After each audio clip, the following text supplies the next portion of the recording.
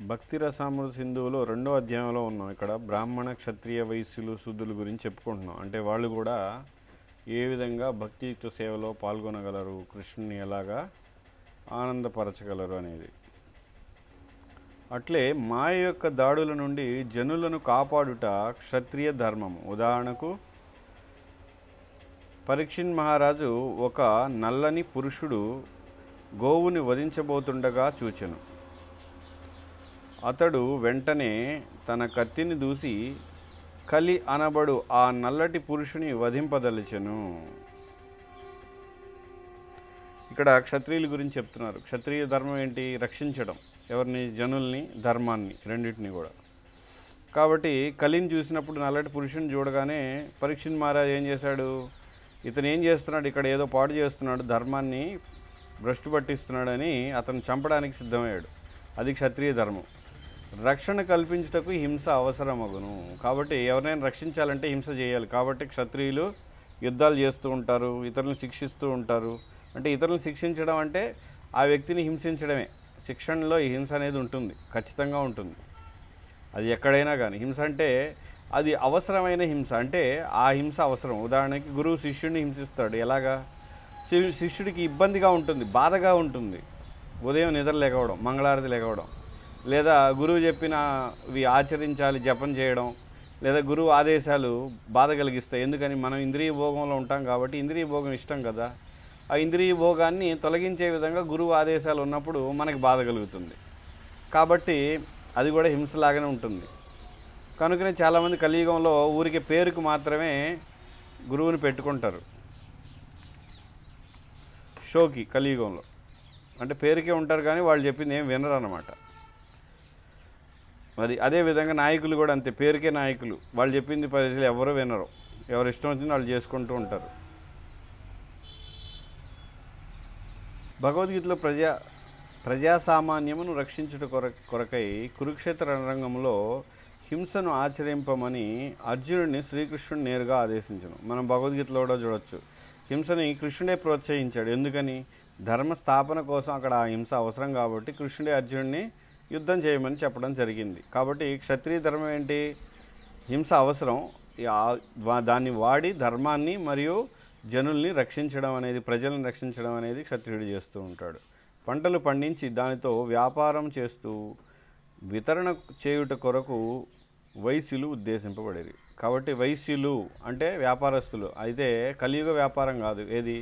చెప్పుల షాపులు, తోలు చెప్పులు, లేదంటే ఎక్కడో మిల్లులో ఉన్న బట్టలు అమ్మడం, లేదా కిరాణా సరుకులు అమ్మడం, లేదా అవసరం లేని అన్నీ కూడా పెర్ఫ్యూమ్లని అవన్నీ ఇవన్నీ, ఆ జంతువులను చావగొట్టి మాంసం అమ్మడం, ఆ చికెన్ షాపులు, ఈ దుకాణాలు, ఇది కాదు వ్యాపారస్తులు. వాళ్ళు వైశ్యులు కాదు. వాళ్ళందరూ ఉగ్రకర్మలు చేసేవాళ్ళు, అంటే ప్రకృతిని నాశనం చేసేవాళ్ళు, కలియుగంలో ఉన్నవాళ్ళు. వాళ్ళందరికీ పాపం వస్తుంది. ఇక్కడ వైశ్యులు ఏం చేస్తారు? పంటలు పండించి దానితో వ్యాపారం చేస్తారు. వాళ్ళు పండించగా వచ్చిన దాన్ని అమ్ముకోవడం అనేది వైశ్యులకి అనుమతించబడింది తప్ప ఊరికి ఎక్కడో కర్మాగారాలు పెట్టేసి రకరకాల వస్తువులను అవసరం లేనంతగా జనాలకు అవసరమైన దానికి 2 రెట్లు 3 రెట్లు ఉత్పత్తి చేసి వాటిని అమ్ముతూ ఉండడం కాదు వైశ్యులు అంటే. కాబట్టి ఈ విధంగా వైశ్యులు ఉంటారు. వాళ్ళు కూడా వర్ణాశ్రమ విధానంలో ఉన్నవాళ్ళే.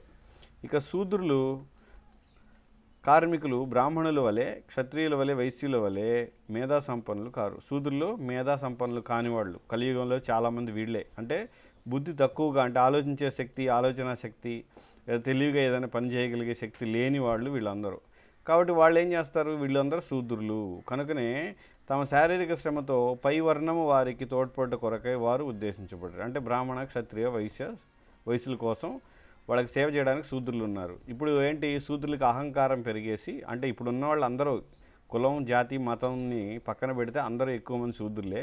వీళ్ళకి అహంకారం పెరిగి నేను బ్రాహ్మణులకు ఎందుకు సేవ చేయాలి, నేను క్షత్రియులకు ఎందుకు సేవ చేయాలి, నేను కూడా స్వతంత్రంగా ఉండాలి, నేను కూడా పరిపాలించాలని అహంకారం పెరిగిపోయి శూద్రులు పరిపాలన అనేది కలియుగంలో చేస్తున్నారు. కాబట్టే ధర్మం అనేది లేదు, కేవలం ఇంద్రియ భోగం మాత్రమే మిగిలింది. కాబట్టి కలియుగంలో మనం చూడొచ్చు ఎక్కువ మంది నాయకులు, ఏ దేశాన్ని నాయకులైనా సరే వాళ్ళు శూద్రులే. కాబట్టి అక్కడ కేవలం ఇంద్రియ భోగం మాత్రం జరుగుతుంటుంది తప్ప ధర్మాచరణ అనేది ఉండదు.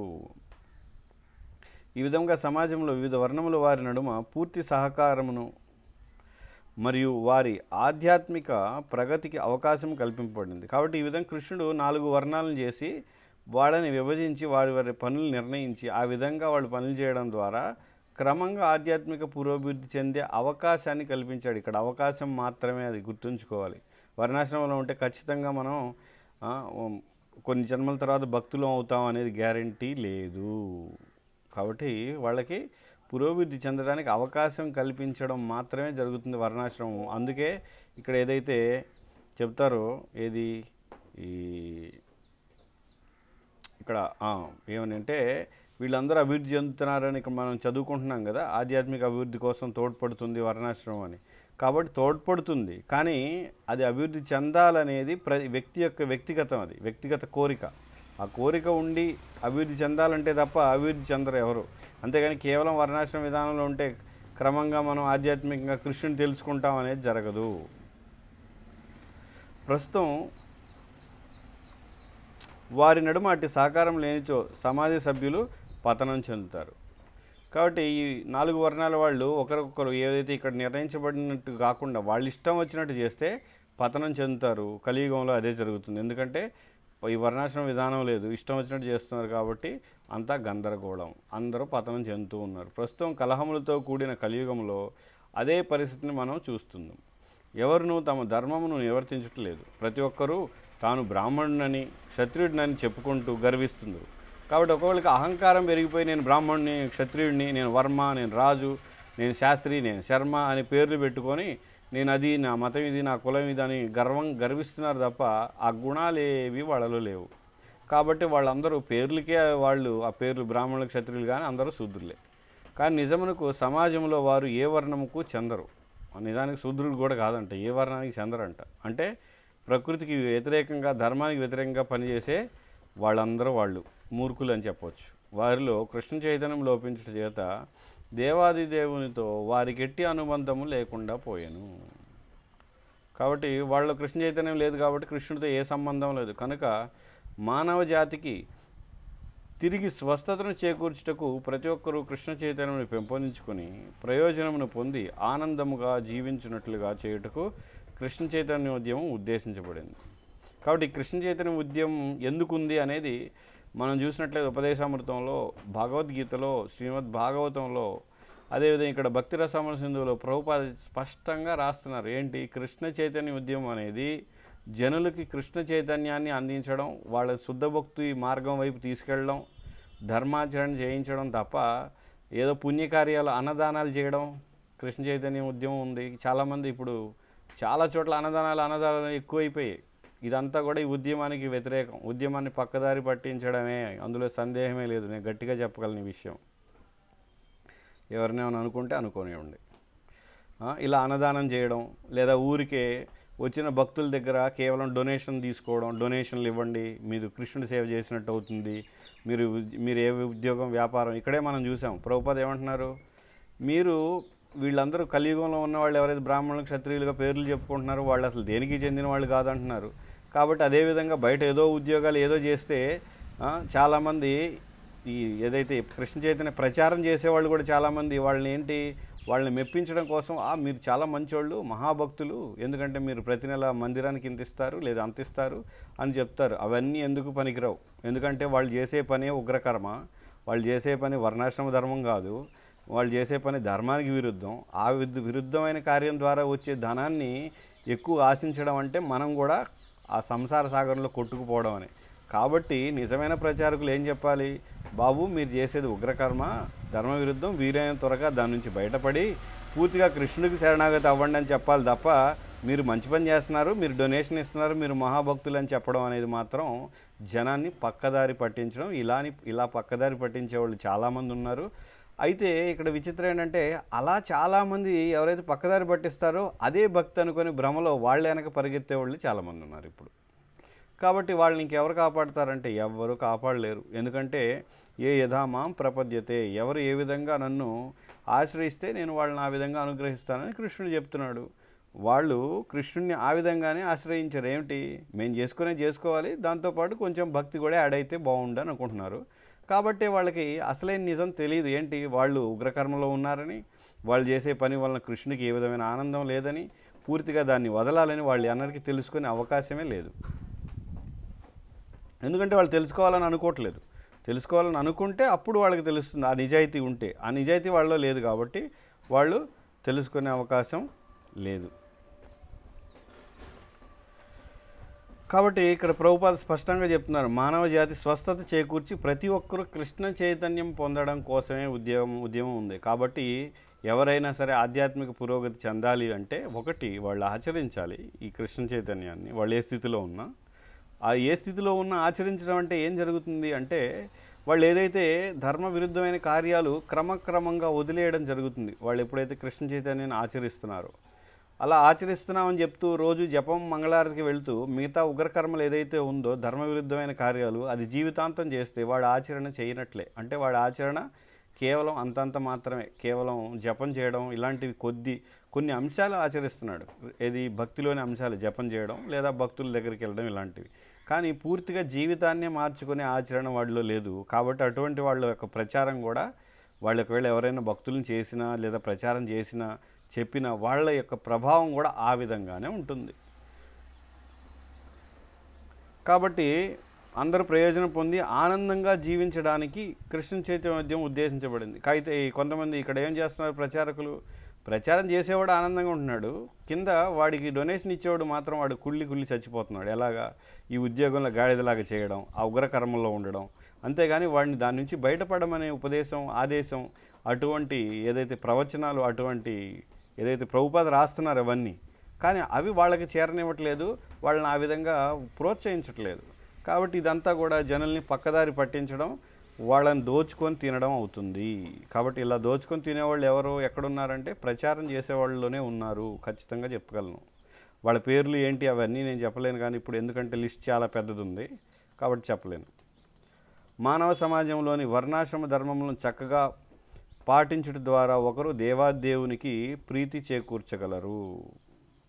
ఇక్కడేంటి, వర్ణాశ్రమ ధర్మం పాటించడం ద్వారా ప్రీతి చేకూర్చగలరు. ప్రీతి అంటే కృష్ణుడికి చాలా ఆహా భలే ఉంది, జీవులందరూ వర్ణాశ్రమంలో ఉన్నారనేటువంటి ఆనందం కృష్ణుడికి ఏం రాదు. కృష్ణుడికి అంటే నచ్చకపోవడం అనేది ఉండదు. పర్లేదులే, ఏదో వర్ణాశ్రమం నేను పెట్టిన దాంట్లో వాడు కూడా వచ్చి చేరాడు అనేది తప్ప కృష్ణుడికి అమితానందం, దివ్యానందం ఏమి రాదు ఇక్కడ. ఏది వర్ణాశ్రమ ధర్మంలో ఉంటే కృష్ణుడికి దివ్యానందం ఎప్పుడు వస్తుంది ఒక జీవి ద్వారా అంటే, శుద్ధ భక్తుడు అయినప్పుడు, మనం శుద్ధ భక్తుడయ్యి ఆయనకి సేవ చేస్తే అప్పుడు కృష్ణుడు మన ద్వారా ఆనందాన్ని, దివ్యానందాన్ని పొందుతాడు తప్ప ఇక్కడ ప్రీతి చేకూర్చగలరంటే మనం వర్ణాశ్రమ ధర్మంలో ఉంటే చాలు, ఏదో బ్రాహ్మణ క్షత్రియ వైశ్యూద్రుగా ఉంటే సరిపోతుంది అని అనుకుంటే తప్పు, పొరపాటు అది. మనం భక్తులు అవ్వాలి. ఎలాంటి భక్తులు? శుద్ధ భక్తులు అవ్వాలి. అట్టి ప్రీతి చేత ఎట్టి శ్రమ లేకుండా సమాజంలోని వారి అందరి జీవిత అవసరాలు పుష్కలముగా నెరవేరు. కాబట్టి ఎప్పుడైతే వర్ణాశ్రమ ధర్మంలో జీవులు ఉంటారో, ముఖ్యంగా మనుషులు, అప్పుడు కృష్ణుడికి సంతృప్తి కలిగి వాళ్ళకి కావాల్సిన వస్తువులన్నీ ఇస్తాడు, నెరవేరగలవని శ్రీకృష్ణ భగవానుడు ఉద్ధవ్కు ఉపదేశించను. ఉద్ధవుడికి చెప్పాడు ఏంటి, ఎప్పుడైతే వర్ణాశ్రమ ధర్మంలో మనుషులు ఉంటారో వాళ్ళ అవసరాలన్నీ కూడా ప్రత్యేకంగా ఎక్కువ శ్రమ లేకుండా తీరుతాయి అని. ఎందుకనగా నిజమునకు దేవాదేవుడే సమస్త జీవరాశులను పోషించును. సమాజంలోని వారందరూ కృష్ణ చైతన్యముతో తమ తమ విద్యుక్త ధర్మములను నెరవేర్చగలిగినచో జనులందరూ శాంతియుతంగా సుఖముగా జీవింపగలరనుటలో ఎట్టి సందేహం లేదు. కాబట్టి సమాజంలో అందరూ కూడా ఇక్కడ రెండు చెప్తున్నారు. ఒకటి విద్యుక్త ధర్మాలు అంటే వర్ణాశ్రమ ధర్మం ఉండాలి, రెండోది దాంతోపాటు కృష్ణ చైతన్యం ఉంటే అప్పుడు శాంతి సుఖం అన్నీ ఉంటాయి, ఇక పుష్కలంగా అన్నీ ఉంటాయి. వర్ణాశ్రమ ధర్మంలో కృష్ణ చైతన్యం అనేది అత్యుత్తమమైనది అనమాట. ఎందుకంటే వర్ణాశ్రమ ధర్మం అనేది మనం పతనం కాకుండా రక్షించేటువంటి ఒక వల లాంటిది అనమాట. సముద్రం ఉంది, సముద్రం పైన ఒక పెద్ద వల ఉంది, ఆ వల పైన మనం తిరుగుతూ ఉండొచ్చు. ఆ వలే వర్ణాశ్రమ ధర్మం. వర్ణాశ్రమ ధర్మం అనేది లేకపోతే మనం ఎక్కడ పడిపోతాం? సముద్రంలో పడిపోతాం. సముద్రంలో పడిపోతే ఇంక మనం ఉద్ధరింపబడే గతి లేదనమాట. కాబట్టి వర్ణాశ్రమ ధర్మం అంత ముఖ్యం. ఆ విధంగా వర్ణాశ్రమ ధర్మంలో ఉంటూ కృష్ణ చైతన్యం అనేది అత్యుత్తమమైనది. జీవిత అవసరములకు ఎట్టి కొరత లేకుండా ఈ లోకమే వైకుంఠముగా మారిపోవును. ఎప్పుడు? వర్ణాశ్రమ ధర్మం, కృష్ణ చైతన్యం ఉంటే. భగవద్ రాజ్యముకు బదిలీ చేయబడకుండాను, అంటే మనం కృష్ణ లోకానికి వైకుంఠానికి వెళ్ళకపోయినా శ్రీమద్ భాగవతములోని ఆదేశములను, కృష్ణ చైతన్యపు విధులను నిర్వర్తించడం ద్వారా మానవ సమాజం పూర్తిగా అన్ని రకములుగా సుఖము నొందగలదు. కాబట్టి మనం వైకుంఠ లోకానికి వెళ్ళకపోయినా ఎప్పుడైతే భాగవతంలోని విధులు ఏంటది? వర్ణాశ్రమ ధర్మంలో ఉంటూ కృష్ణ చైతన్యాన్ని సాధన చేయడం. ఆ విధంగా సుఖంగా ఆనందంగా ఉండగలరు. ఇక్కడ శ్రీకృష్ణుడు ఉద్ధవునకు తెలిపిన ఆదేశం వంటిదే శ్రీమద్ భాగవతంలో 11వ స్కందం 27వ అధ్యాయం 49లో కూడా ఉంది. ఏంది అందులో భగవానుడు ఇట్లు తెలిపిన, ఓ ప్రియమైన ఉద్ధవ, జనులందరూ విద్యుత్ ధర్మముల్లోనూ సాధారణ లౌకిక కర్మల్లోనూ నిమగ్నలై ఉంటారు. కాబట్టి జనులందరూ రెండు రకాలుగా ఉంటారు. ఒకటి విద్యుత్ ధర్మం అంటే వర్ణాశ్రమ ధర్మం చేస్తారు, లేదంటే పూర్తిగా దాన్ని వదిలేసి లౌకికంగా అంటే ఇంద్రియ భోగం కోసం భౌతిక కర్మల్లో ఉంటారు. కానీ అట్టి కర్మ ఫలములలోని దేని చేతన ఎన్నో వారు కృష్ణ చైతన్యముతో నన్ను ఆరాధించినచో వెంటనే వారు ఈ లోకములోనే కాకుండా ఇతర లోకములలో కూడా సుఖములను అనుభవింపగలరు. కాబట్టి ఇలా ఏ స్థితిలో ఉన్నా వాళ్ళు కృష్ణ చైతన్య స్థాయికి కానీ రాగలిగితే, కృష్ణుని ఆరాధించగలిగితే ఈ లోకంలో కాకుండా తర్వాత లోకంలో ఇతర లోకాల్లో కూడా వాళ్ళు సుఖాన్ని పొందుతారు. ఇక్కడ ముఖ్యంగా గుర్తుంచుకోవాల్సింది ఏంటంటే, మనం ఏ స్థాయిలో ఉన్న కృష్ణ చైతన్యాన్ని పొందాము అంటే అర్థం ఏంటి, ఆ స్థాయి నుండి ఉద్ధరింపబడతామని. అంతేగాని అక్కడే ఉండి అంటే ఉగ్రకర్మలు అంటే కబేళాలో ఉద్యోగం చేస్తూ రోజు హరే కృష్ణ మంత్రం జపిస్తున్నాడు ఒక వ్యక్తి. ఆ జపించే వ్యక్తి కొన్ని రోజులకి ఏమర్థం అవుతుంది, నేను పనిచేసే ప్రదేశం మంచిది కాదు కాబట్టి నేను దీన్ని వదిలేయాలని అర్థం చేసుకొని దాన్ని వదిలేస్తాడు. అంతేగాని జీవితాంతం హరే కృష్ణ చేస్తుంటాడు, రోజు కబేళాలో పనిచేస్తాడు అంటే వాడు హరే కృష్ణ మంత్రం జపించడం లేదు శ్రద్ధగా అని అర్థం. కాబట్టి ఇక్కడ భక్తి మొదలు పెట్టడం అంటే అర్థం ఏంటి, మనం చేసే భౌతిక కార్యాలు వదిలేసి క్రమక్రమంగా ఆధ్యాత్మిక జీవనం వైపు పూర్తిగా మారుతాం. అది గుర్తుంచుకోవాలి. ఇక్కడ అది ఏది లేకుండా నేను చేసే పాపకార్యాలు చేస్తూనే హరే కృష్ణ చేస్తున్నాను లేదా భక్తులకి సేవ చేస్తున్నానంటే అది సరైనది కాదు, అంటే నిజమైన భక్తి కాదు అది.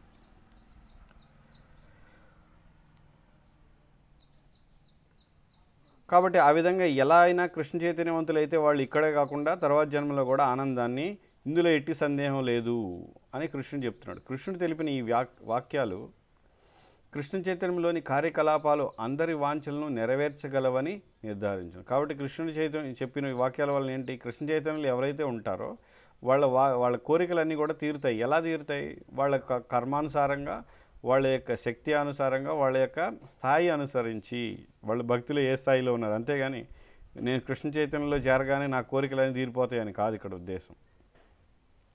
అందుకే నేను పూర్వం చెప్పాను, ఏ యథా మాం ప్రపద్యతే, ఎవరు ఏ విధంగా కృష్ణుని ఆశ్రయిస్తే ఆ విధంగా కృష్ణుడు మనల్ని అనుగ్రహిస్తాడు.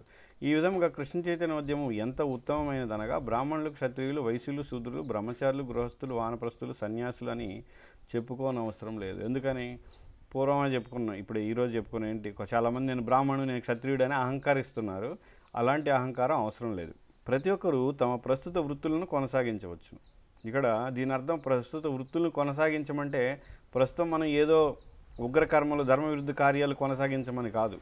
మనం ఏదైనా ధర్మబద్ధంగా ఏదైనా కార్యం ఉంటే అది చేసుకోవచ్చు. ముఖ్యంగా ఇక్కడ చెప్పేది వృత్తులు అంటే ఈ వర్ణాశ్రమ విధానం గురించి. కృష్ణ చైతన్యంలోని తన కార్యకలాపాలతో శ్రీకృష్ణుని ఆరాధించిన చాలును. ఏదైనా వర్ణాశ్రమ విధానంలో ఏ స్థాయిలో ఉన్నా వాళ్ళు కృష్ణ చైతన్యంతో కృష్ణుని ఏదో ఒక విధంగా అంటే భక్తికి సంబంధించిన అంగాల ద్వారా కృష్ణుని ఆరాధిస్తే సరిపోతుంది. అది పరిస్థితిని అంతటిని సానుకూలపరచును. కాబట్టి పరిస్థితిని అంతటిని కూడా మార్చేస్తుంది. ప్రతి ఒక్కరూ ఈ లోకములోనే ఆనందముతో ప్రశాంతముగా జీవింపగలుగుదురు. కాబట్టి ఎప్పుడైతే వర్ణాశ్రమ ధర్మం, కృష్ణ చైతన్యం ఉంటే ఇక్కడే ఉండే ఆనందంగా ఉండగలరు. నారద పంచరాత్రంలో భక్తియుక్త సేవకు సంబంధించిన నియమములు ఇట్లు వివరించబడాను. భక్తికి సంబంధించి నారద పంచరాత్రంలో ఇలా ఉన్న నియమాలు ఏంటిది, వైదిక గ్రంథంలో తెలుపబడిన దేవాదేవునికి ప్రీతి కలిగించు ఏ కార్యములనైనను భక్తియుక్త సేవకు సంబంధించిన నియమములుగా ఆచార్యులు అంగీకరించారు. ఆచార్యులు దేన్నైనా భక్తియుక్త సేవగా ఏది అంగీకరిస్తారు, కృష్ణుడికి ఆనందాన్ని కలిగించేది వేదాల్లో ఉన్న దేన్నైనా కూడా భక్తిగా అంగీకరిస్తారు. ఒక ప్రామాణికాచార్యుని నిర్దేశంలోని వ్యక్తి దేవాదేవునికి అట్టి సేవను అందించినచో అతడు క్రమముగా దేవాదేవునికి ప్రేమపూరిత సేవలు అందించే స్థితికి ఎదుగును. కాబట్టి ఎవరైనా ఒక ఆధ్యాత్మిక ఆచార్యుడు ఆధ్వర్యంలో ఉండి కృష్ణుడికి అంటే భక్తియుక్త సేవ చేస్తూ ఉంటే ఏమవుతుంది, మొదట్లో మనకు ప్రేమ లేకపోయినా ప్రేమతో కృష్ణుడికి సేవ చేసే స్థాయికి వెళ్తాం ఎప్పుడు మనం శిక్షణ పొందితే భక్తిలో. అంతేగాని కేవలం నాకు 16 మాలలు తెలుసు, 4 నియమాలు తెలుసు, నేను ఏకాదశి చేస్తున్నాను, ఇంకా నాకు భక్తిలో పురోగతి చెందుతాను, నేను కృష్ణ ప్రేమను పొందగలనంటే పొందలేవు. ఎందుకని భక్తులకు సేవ చేయకుండా ఎప్పుడు మనం దేన్ని పొందలేము. వైష్ణవుల అనుగ్రహం కూడా ఉండాలి, కృష్ణుడు అనుగ్రహం ఒకటే సరిపోదు. హరే కృష్ణ. ఇది 2వ అధ్యాయం పూర్తయింది. 3వ అధ్యాయం రేపు మొదలు పెట్టచ్చు. ఇందులో ఎవరికైనా ఏమైనా ప్రశ్నలు ఉంటే అడగండి. ఏం లేవు. సరే. శ్రీల రూప గోస్వామికి జై, శ్రీ చైతన్య మహాప్రభుకి జై, భక్తి రసామృత సింధుకి జై, శ్రీల ప్రభుపాదకి జై.